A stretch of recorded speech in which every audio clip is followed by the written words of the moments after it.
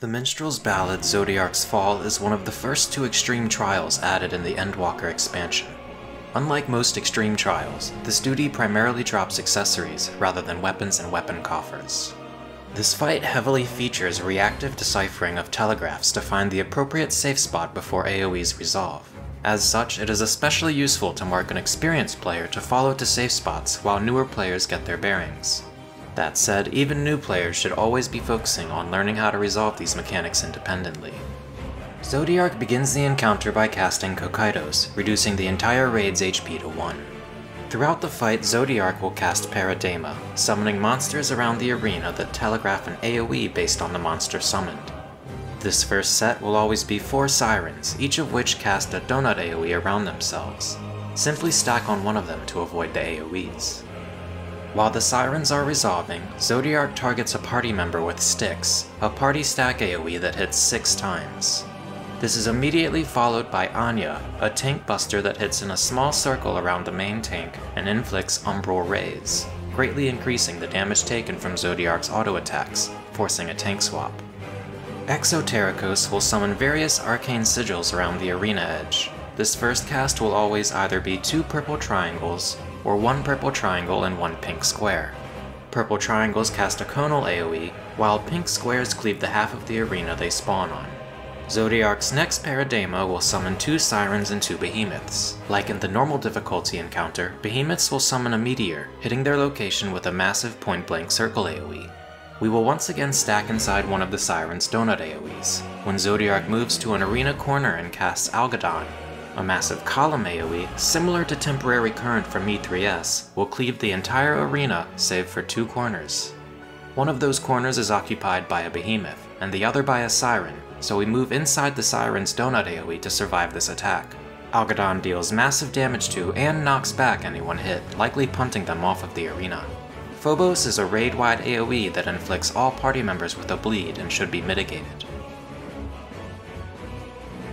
Zodiark will now begin combining monsters from Paradeigma, arcane sigils from Exoterikos, and arena rotations. Let's briefly talk about the arena rotations. Arrows appear on the outside of the arena, indicating whether it will rotate clockwise or counterclockwise. When the arena moves, it brings any monsters summoned by Paradeigma with it. Arcane sigils from Exoterikos, on the other hand, will never rotate. This first rotation will feature 1 shape in addition to 2 snakes. Snakes cast a column AoE down the arena in the direction they are facing. Identify which rows the snakes will cleave after the rotation, as well as where the arcane sigil will hit, and move into position to avoid them. At the end of the lengthy astral flow cast, all party members are seized in place by Tenebrous Grasp, the arena rotates 90 degrees in the direction indicated, and all of the AoEs resolve before the party can move their characters again. Zodiark's next Paradeigma will summon more snakes and be followed by a cast of Adikia. Adikia hits the west and east edges of the arena with massive circle AoEs, leaving safe spots north and south towards the center. Move into position to dodge the AoEs in their cleavage, and verify that you aren't in line with one of the snakes on the arena edge. Zodiark will become untargetable and proclaim Darkness Rises, and 4 Roiling Darkness ads will spawn. The party should immediately begin burning these ads down to end the phase before Zodiark's power gauge fills and enrages. While the party kills the ads, Zodiark will summon sets of 3 arcane sigils along the north edge of the arena. In addition to pink squares and purple triangles, we now also begin seeing green diamonds. Green diamonds shoot a column AoE straight down the arena. Dodge the sigils accordingly until all of the ads are defeated and converge to mitigate the ultimate. Following the ad phase, Zodiark casts his first Astral Eclipse. Like the normal difficulty encounter, a series of 3 star telegraphs will appear in the sky before striking the arena in the order they appear. Let's talk about how to decipher these telegraphs. A 3x3 grid appears in the sky, with 7 of the 9 grid spaces occupied by a star. Facing one of these telegraphs, the top row of stars will hit the very back row of the arena. The middle row of stars hits the middle row of the arena, while the bottom row of stars hits the front row of the arena. Use markers to remember a path of safe spots and survive the mechanic. Towards the end of Astral Eclipse, Zodiark casts triple Esoteric Ray, summoning 3 green diamonds north. Identify which diamond glows first, either the two on the sides or the one center, and wait for it to resolve before moving into its path to dodge the other column AoEs. Zodiark's next Paradeigma and Astral Flow combo will introduce another new mechanic, Infernal Torrent. Infernal Torrent appears as an orange line drawn between opposite corners of the arena.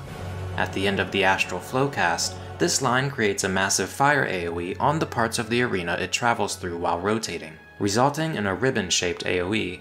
There are phantom lines present on the arena, so visualize where the Infernal Torrent will hit and position yourself accordingly using the arena floor. At the same time that we're resolving Infernal Torrent, we also position to dodge the various monsters from Paradeigma accordingly. After another Ania tank buster, Zodiark will combine a shape with his massive Algedon Cleave, and then go into another Astral Flow with snakes and sirens summoned on top of an Infernal Torrent to dodge. We've already seen all of this before, so now we're just adding more layers into what we need to position for before the arena rotation. After another Styx, Zodiark casts Trimorphos Exoterikos. This is the same familiar shapes mechanic, but this time 3 will spawn back to back, and we will resolve them in the order summoned. Dodge the shapes and immediately move into position to dodge the Booba AoEs from Adikia. Zodiark will put the party through another Astral Eclipse phase that is handled in the same manner as the first. This one is immediately followed by another massive Algedon Cleave, so be sure to find a safe corner after the series of impacts. The party will see another Tank Buster and another Astral Flow, followed by Phlegethon, a series of 3 sets of circle AoEs that appear beneath the party. We drop these along the edge of Zodiark's hitbox and walk forward, staying grouped to share the Styx cast that immediately follows. From here, Zodiark has nothing new to throw at you. He'll continue using Astral Flows and Exoterikos patterns, and they're all solved in the same manner as the ones we've already seen.